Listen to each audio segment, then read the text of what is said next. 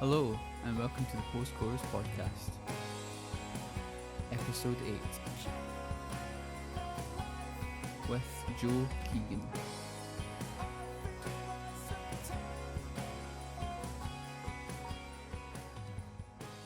My name is Joe Keegan. I'm a singer-songwriter and a vocal coach. I'm currently launching some courses on my website, joekeegan.co.uk/shop. All about all those things I just mentioned. It's very exciting. So the signal dropped out very briefly here, but this is Joe talking about his songwriting process.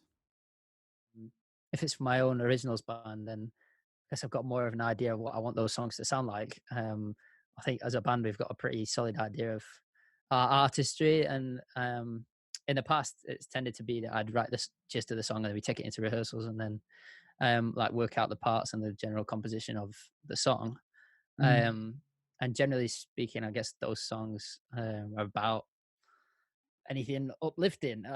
It's something that I'm quite passionate about, being like driven and positive. And I guess without thinking about it, I'm tending to make music that's kind of buys into that ethos. But that, or I had a patch where like when I broke up with my ex-girlfriend, writing more reflective songs, shall we say. But I think I might be massively misquoting it, but I think Bob Dylan said something about you can't write a good song until you've had your heart broken. So hopefully that's made my songs better anyway. And then in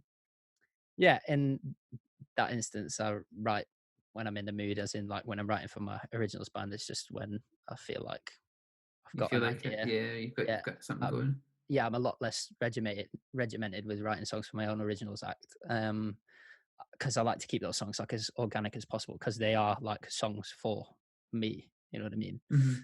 But if I'm writing to a brief for a publisher or like for other artists, then everything gets a lot more organized. And in that case, I like really do my research on the act and try to find out, get into their mindset based on the songs that they've already released. So That's interesting. It's not something I've had on this podcast.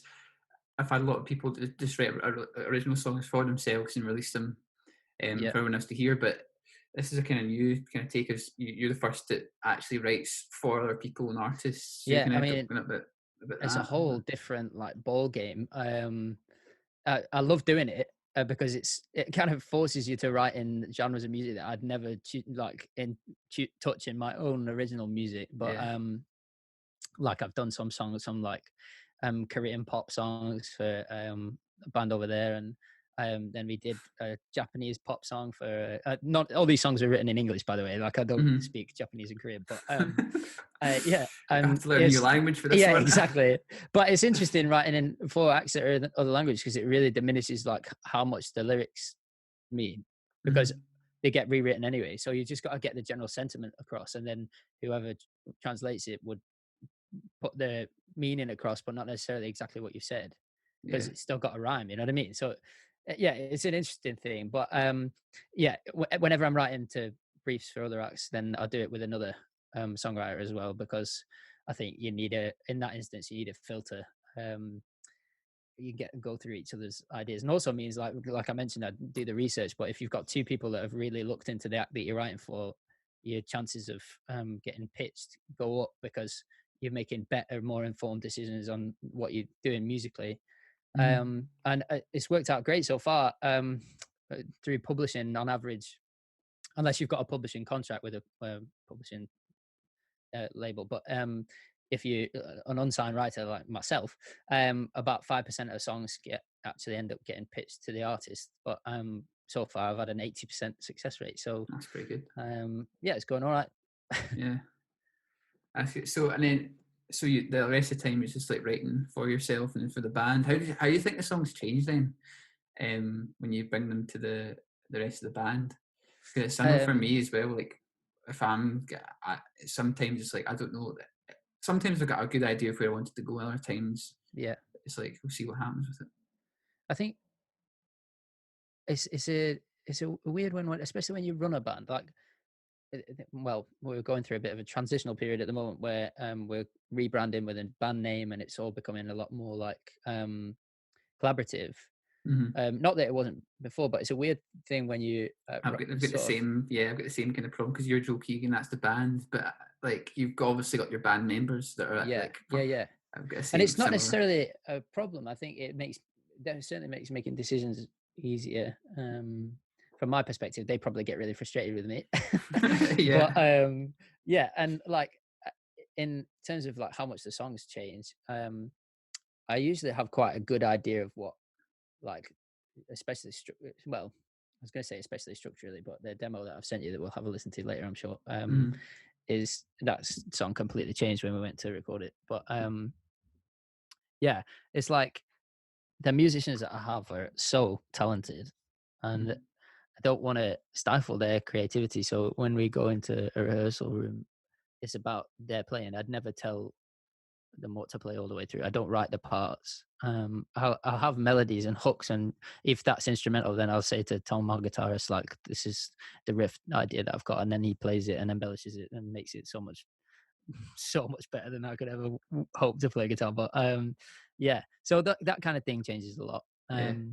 But yeah, It also makes, like, when you've got other musicians that are just as good or if not better than what you could do, it can take the song to a different level. yeah, Like definitely. if you're doing it yourself, I know from the first thing I did was just I recorded it like myself, like Mm, bass drums, guitar, and it was just like there's only so much I am capable of doing.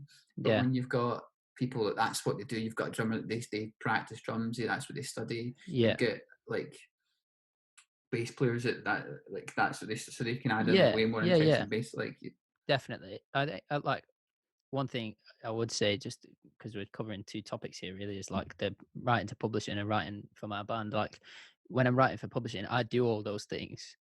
Um, mm, like I'll do the bass and the guitar and everything, but it never, and I can only do that now really kind of well because I've had years playing with my bandmates. I can hear to, especially if I'm writing like country pop, then I can sort of, I've got an idea in my head of what Fraser might play on the bass and what Tom would play on guitar, you know what I mean? And mm, then I try and make that happen. Definitely not as well as they can, but yeah, when you've got musicians that actually know what they're doing in that world, then the songs, they really do come to life. Like it's amazing.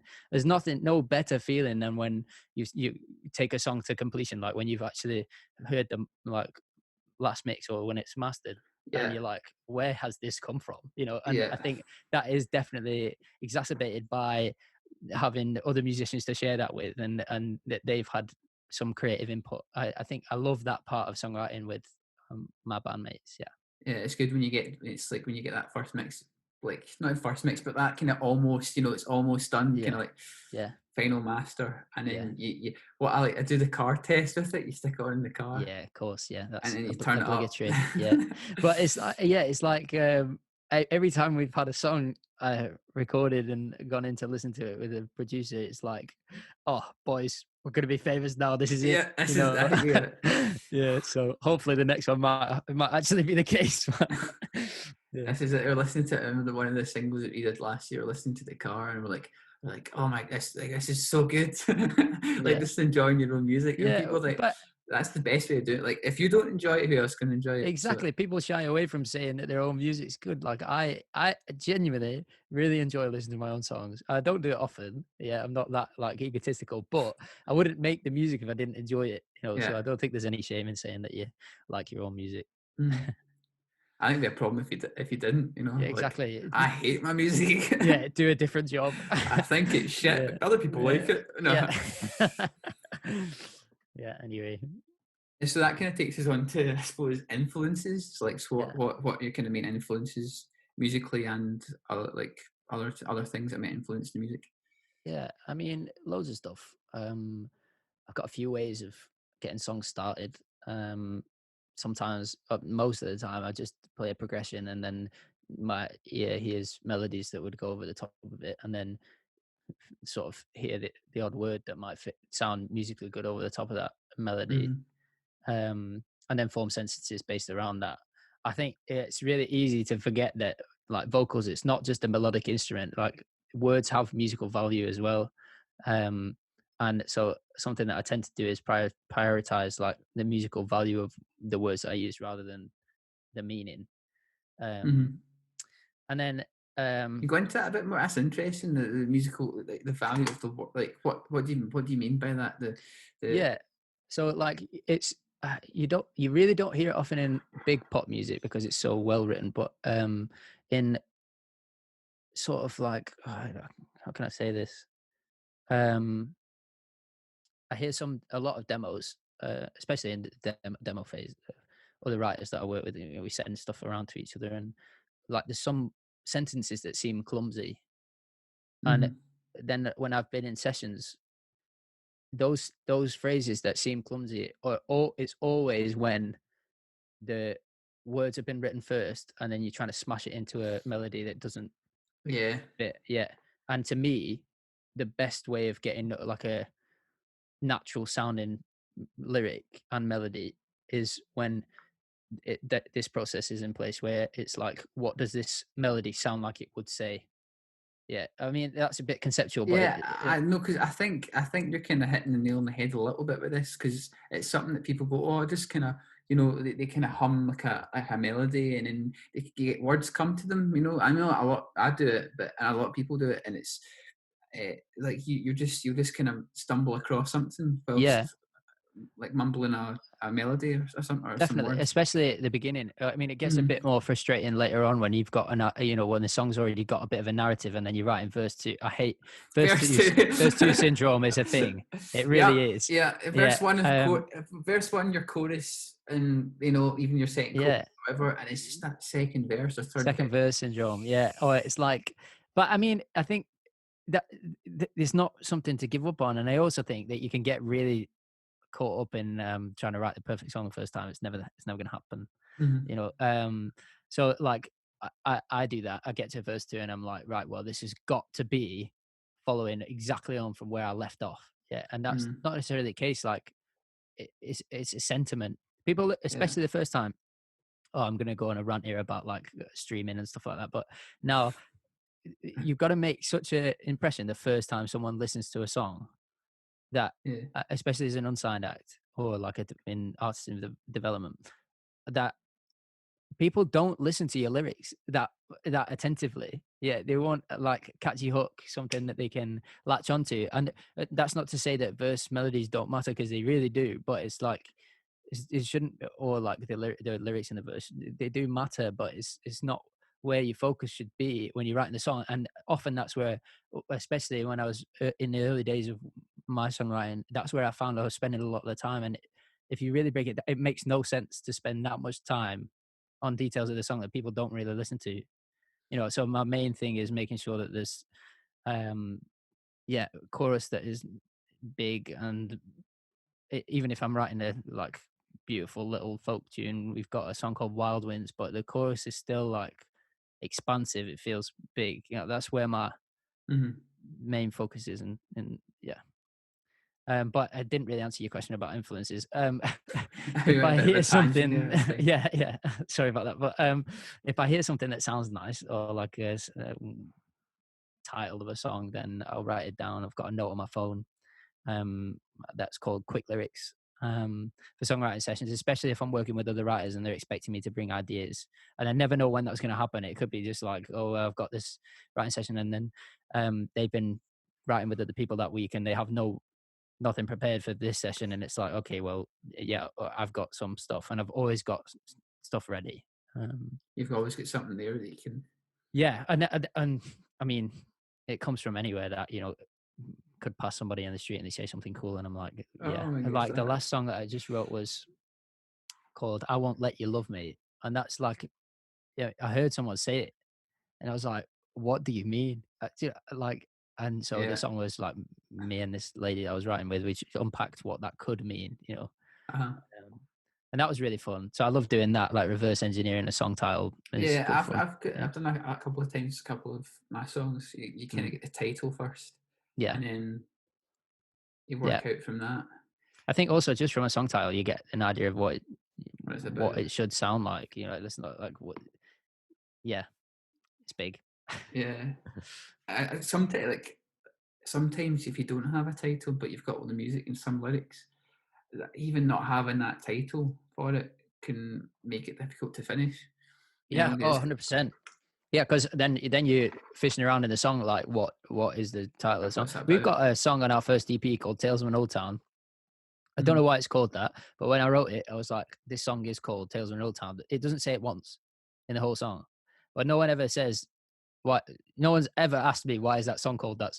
It's It just accepted. is, yeah. Yeah, yeah, It's not. It's yeah. I think, and I'm kind of, I'm bringing Oasis up, but like one of the main bands that like if you listen to like if their songs, it's like they're so well, like Noel's songs, I suppose, that they're so well written, but when you listen to like the lyrics, a lot of the lyrics are quite similar to other songs, and there's yeah. not much like But to yeah? it.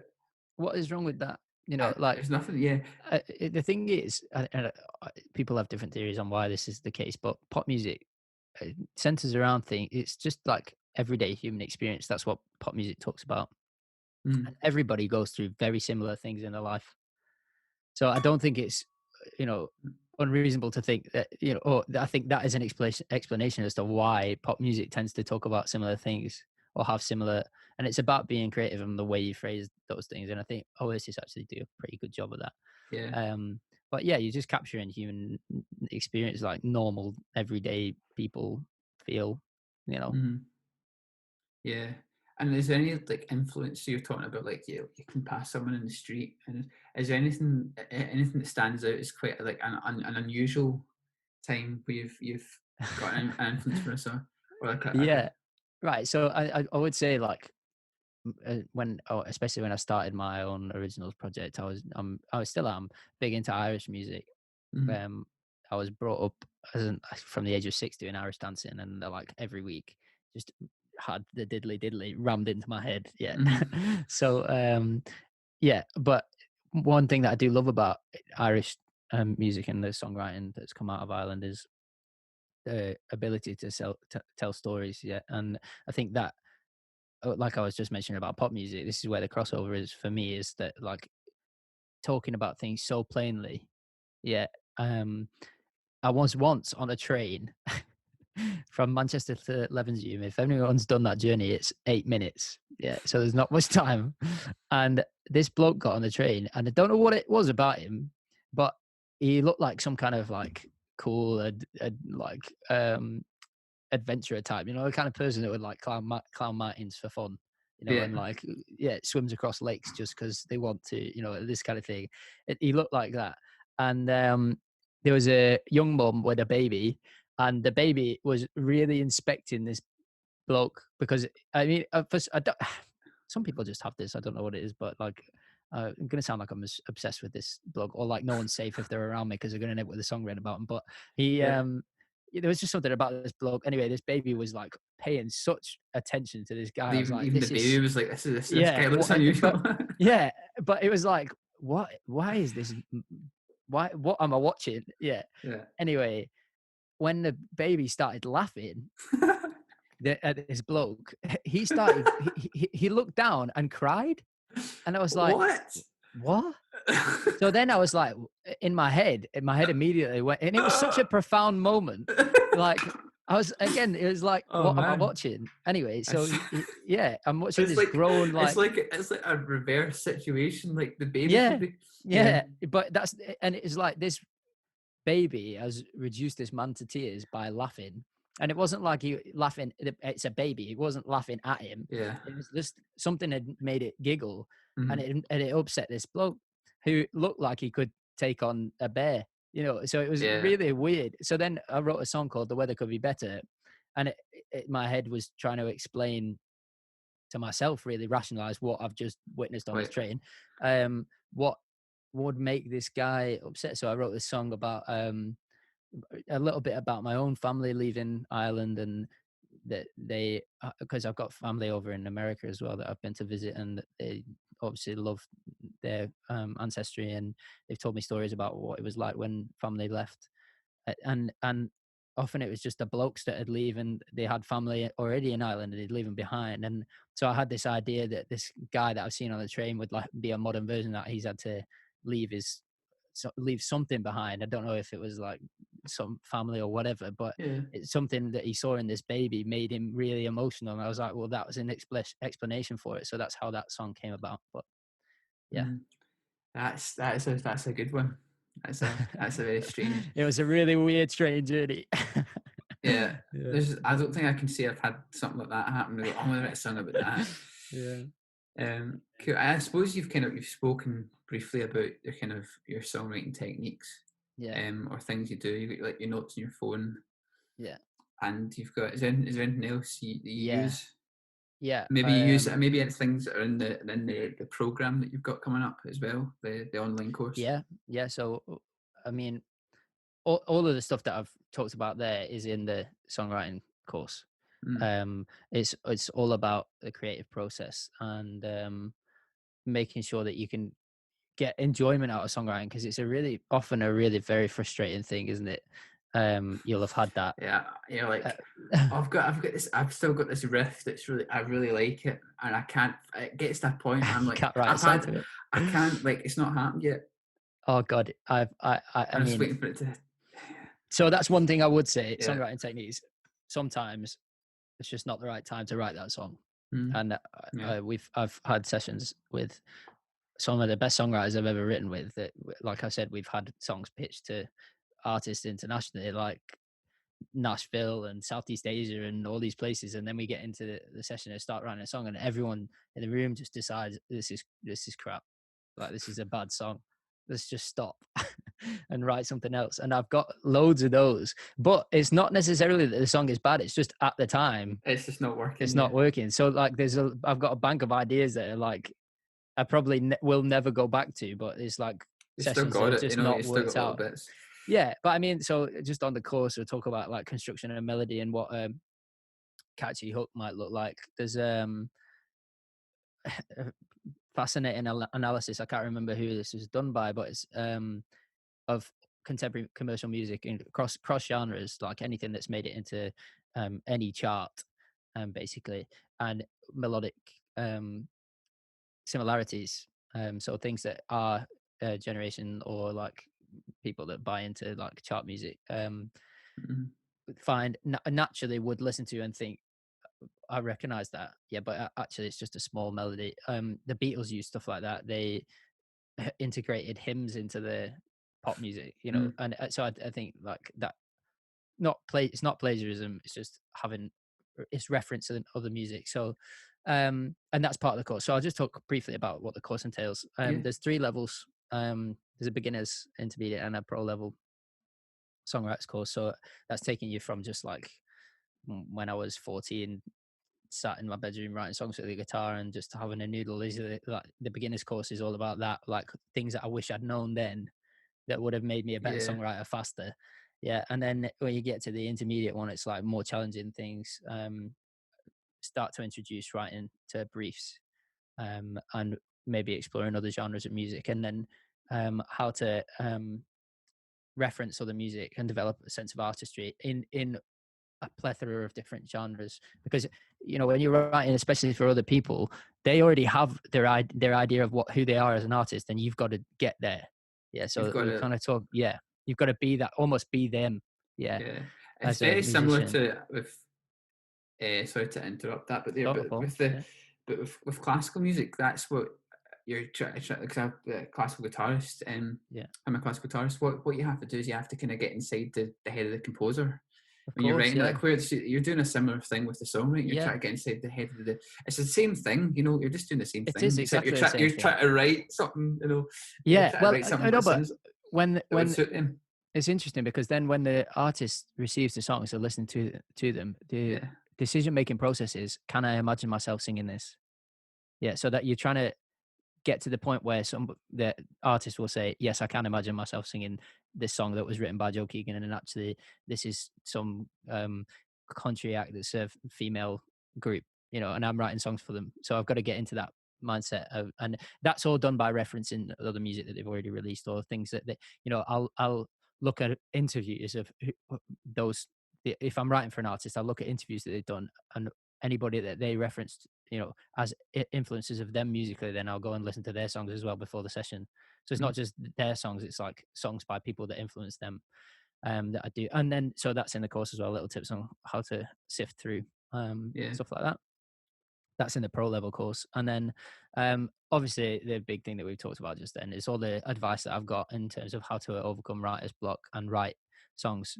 You could do it daily, and not feel like you're getting repetitive or new ways of approaching things. And then also I've got some tips on most memorable lyric writing. Songs with numbers in hit the charts more often than you would think. So that's a weird thing about lyrics, or any word that people use in data, like dates, names, numbers, stuff that's really simple that you would have learned at primary school.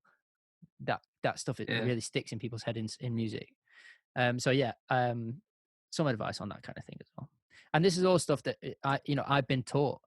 It's from I've done my degree at the RNCM. I've had tuition in songwriting from Conservatorium in Amsterdam and Haarlem in the Netherlands. I've done courses with a company called the Songwriting Academy, and they've got songwriters that have done like multi-platinum releases with artists, and I wouldn't recommend their courses. I couldn't recommend their courses enough. Like hats off to Martin Sutton and the people that run the Songwriting Academy, and equally the degree at the RNCM is phenomenal for just honing your skills as a songwriter. If that's something you're interested in, I had a lecturer called Maurizio from Latin America, and he ran a module it was called Songwriting Workshop, and the stuff I learned from that was unreal. Just in terms of really making conscious musical decisions, not writing a song and it being like, okay, I've got a song now. It's like, everything that you do musically in the song triggers like something in the listener. And I'll give you an example. I had a song that had a little bluesy riff at the beginning, and then there was no other references to like a blues scale or anything that would you could consider blues for the rest of the song. And he was like, the song's great, but that riff at the beginning is really weird and completely out of context. And it made me realize that anything that you do musically, lyrically, has like contextual meaning for somebody. They'll listen to it and then the song doesn't make sense to them because of that one thing. But I would have been like, yeah, well, it sounds good. That doesn't.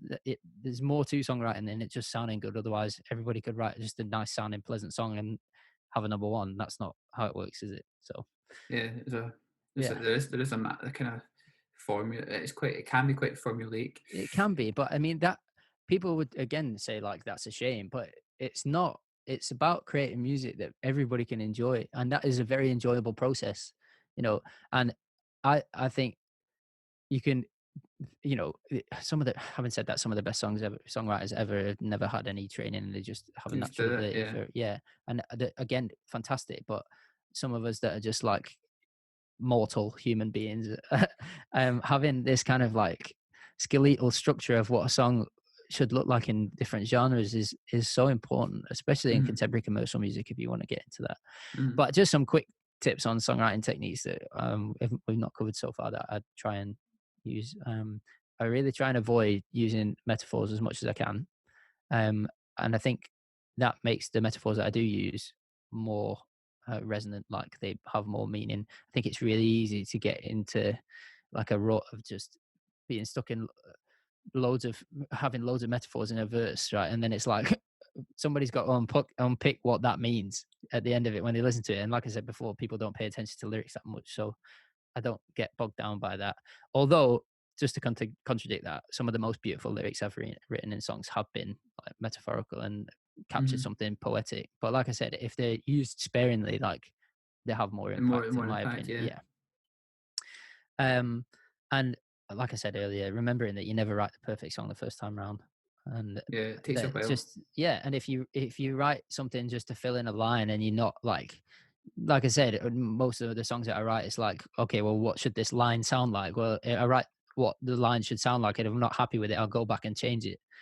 but just moving on and getting past like the one lyric that's just blocking you, and get like change Just section, keep going, or just yeah. like Just keep going, yeah, because the next line that you come up with, if you dwell on that for 5 minutes, you might just burn out and be like, right, well, I'm done for the day.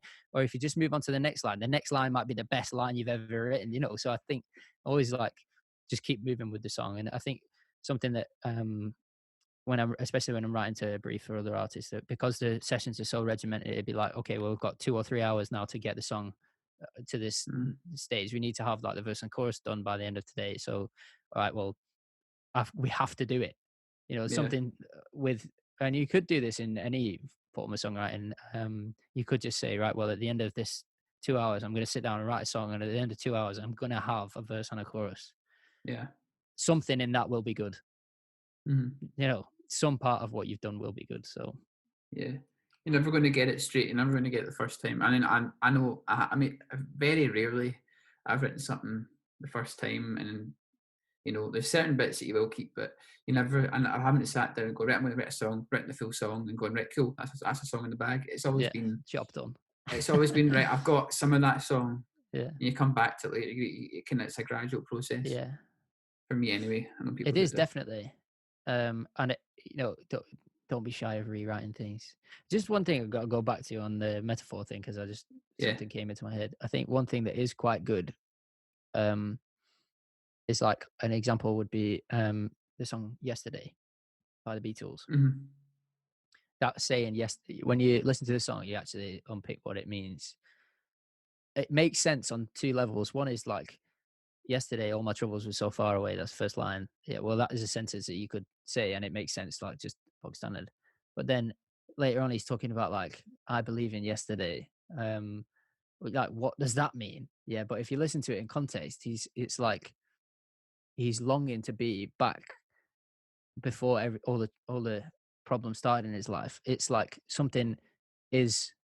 It's a metaphor, but it works because he's referencing yesterday as if it is just an object. It's like something. It becomes a possibility, and I think that's quite beautiful. So if you talk about something as if it is something else that people can recognize, I think there's understanding there. I don't know if that makes sense, but yeah. Instead of talking about love, maybe you could talk about a pineapple if you really love pineapples. You know what I mean? That's what I'm trying to say. Yeah. Just not on pizza. No, pizza or cooked pineapple. Why would you do that? Except, right, hold on. To be fair, I don't mind. I'm indifferent. Yeah, that's really interesting. Yeah. I think pineapple is acceptable to be cooked if it's coated in cinnamon on a barbecue. That is fine. If you've never tried that, that's a bonus tip for the podcast. Yeah. Cool. let's go to the demo then.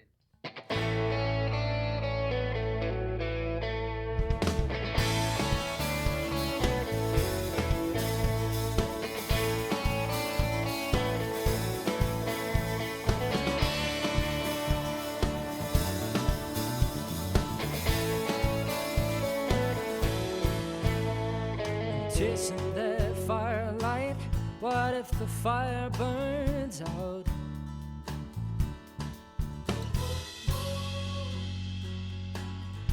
Don't you let me down, 'cause we're running out of daylight. It's going dark in this town.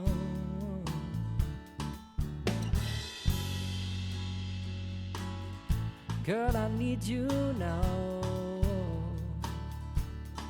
We all need someone to hold in the middle of the night. But you wake up in the morning and it doesn't seem right. How can I say you're not the one that's on my mind? It's all I know. They say that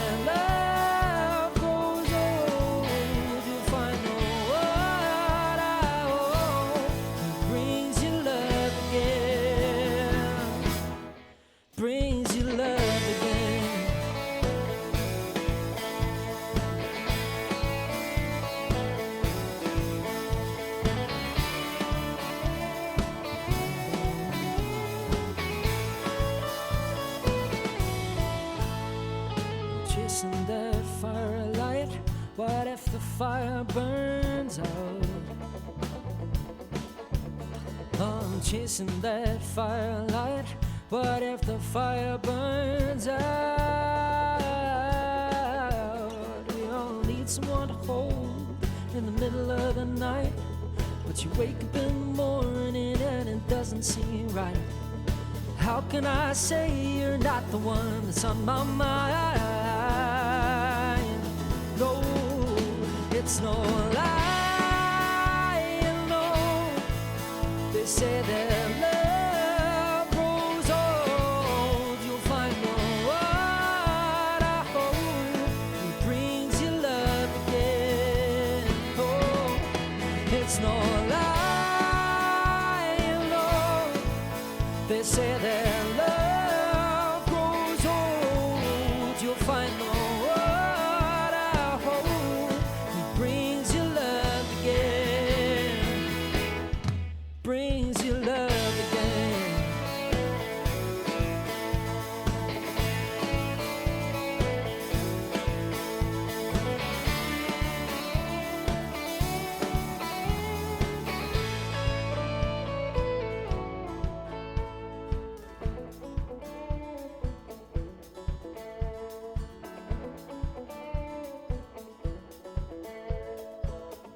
Bring me love, bring me love again. Bring me love, bring me love again. Bring me love, bring me love again. Bring me love, bring me love again. Bring me love, bring me love again. Bring me love, bring me love again. Bring me love, bring me love again. It's no lie, no. They say that love grows old. You'll find the one, I hope, he brings you love again. It's no lie, no. They say that love grows old. You'll find the one, I hope, he brings you love again. Brings you love again.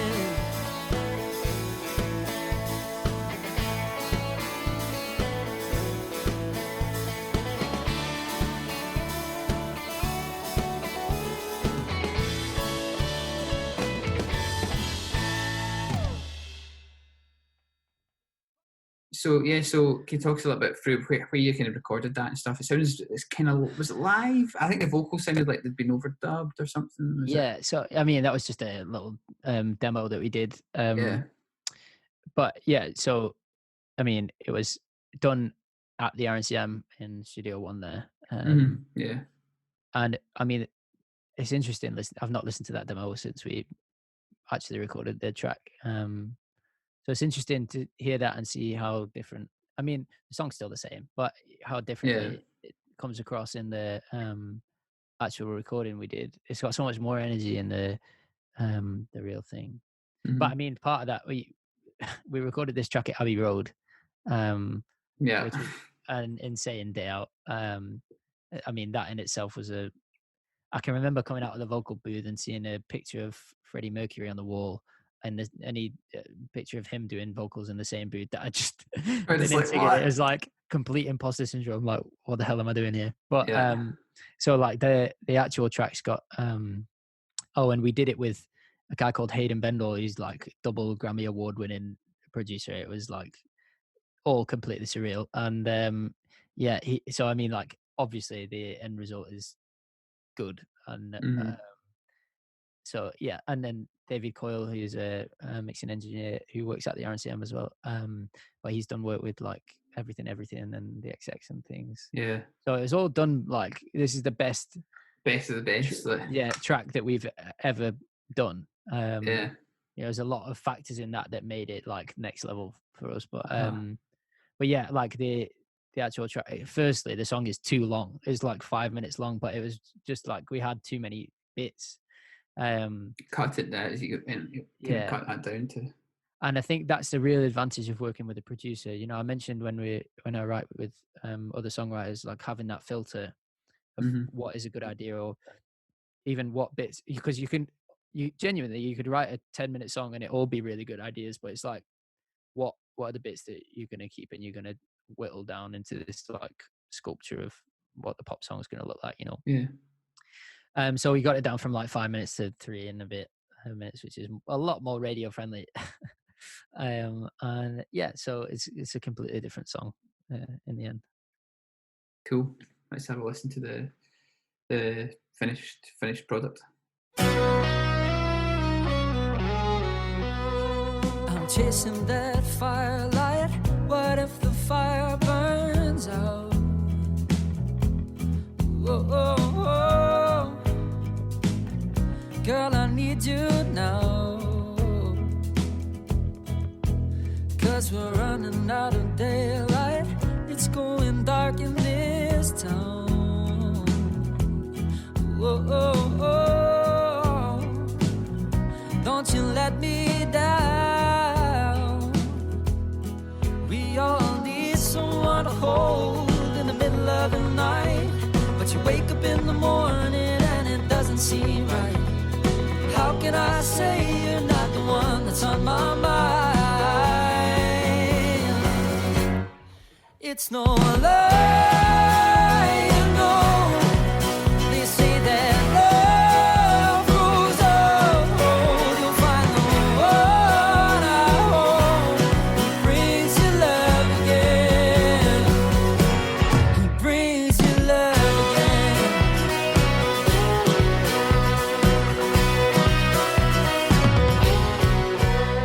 I'm chasing that firelight. What if the fire burns out? I'm chasing that firelight. What if the fire burns out? We all need someone to hold in the middle of the night. But you wake up in the morning and it doesn't seem right. How can I say you're not the one that's on my mind? It's no lie, you know. They say that love grows old. You'll find the one I hold. He brings you love again. Brings you love again.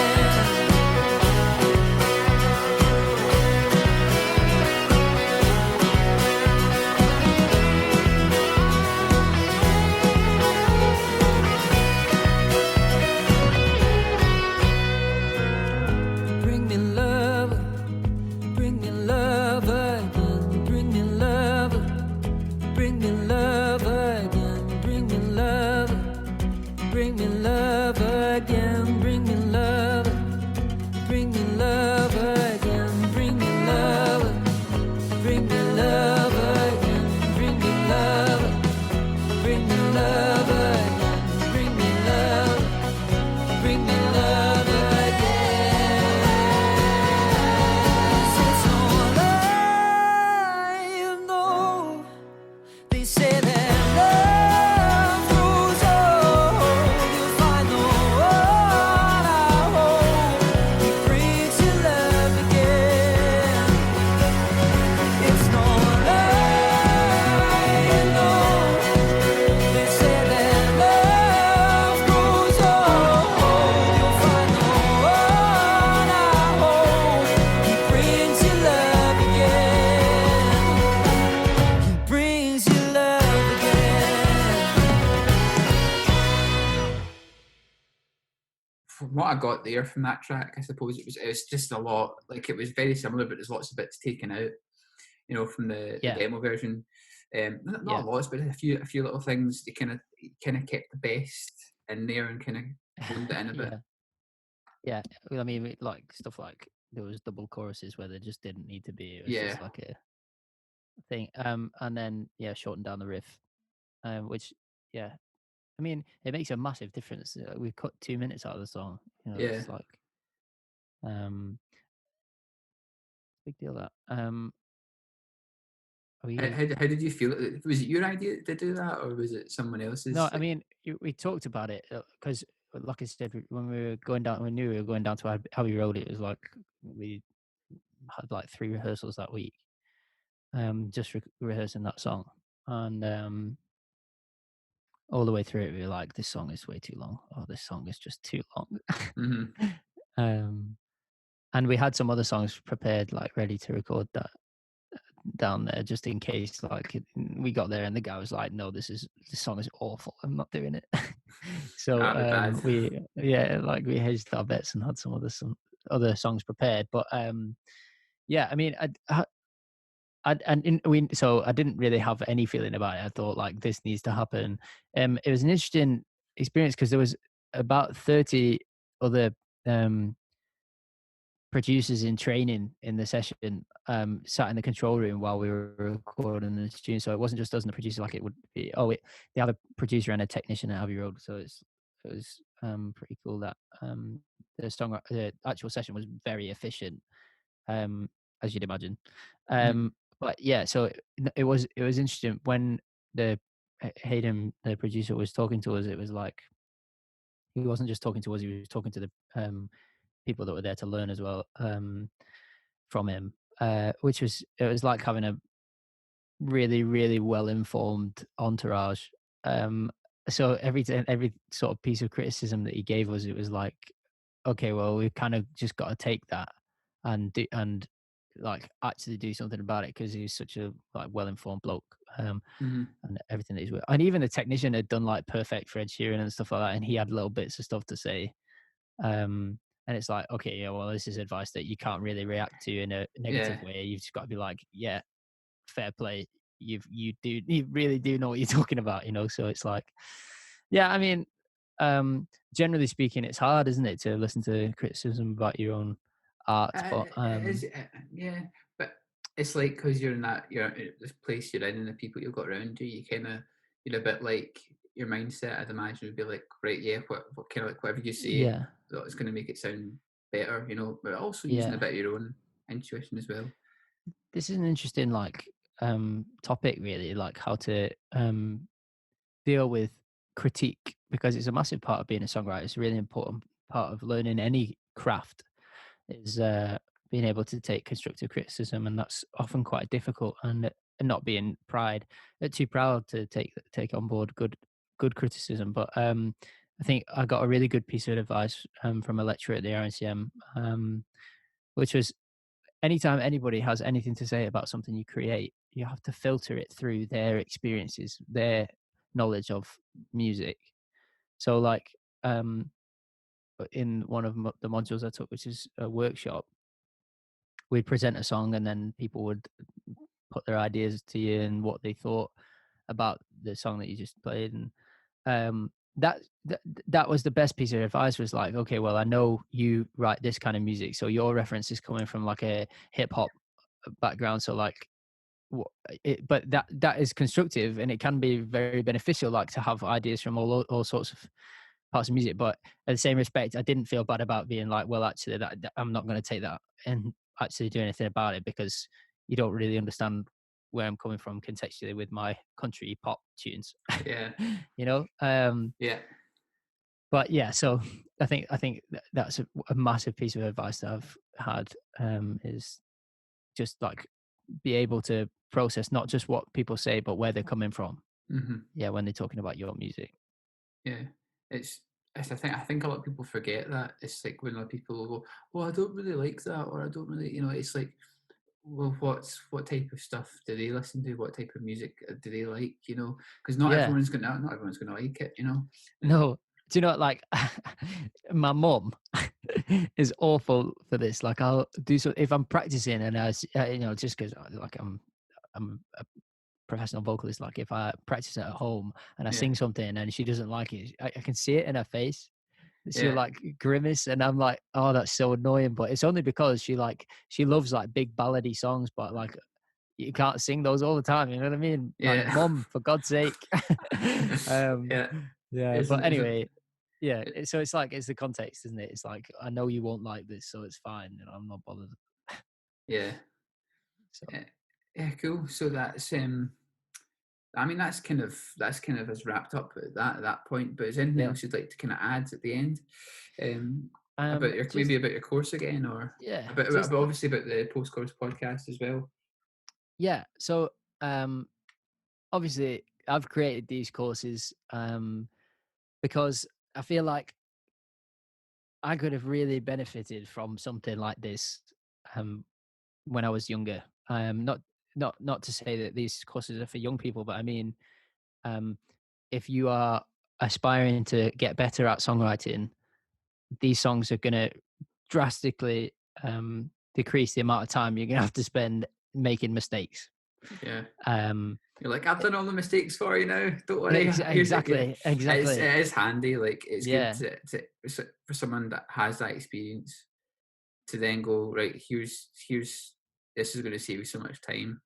Massively. Yeah. And also, one thing that I'm really trying to do, and I'm very passionate about, is creating something that, you know, gives back to the music industry. Obviously, at the moment, it's on its knees. But I mean, at the top end and you know, in other areas. So, for instance, I really benefited when I was younger. I mentioned earlier that I was an Irish dancer. That was a bit of a random thing to throw in, but it made sense at the time.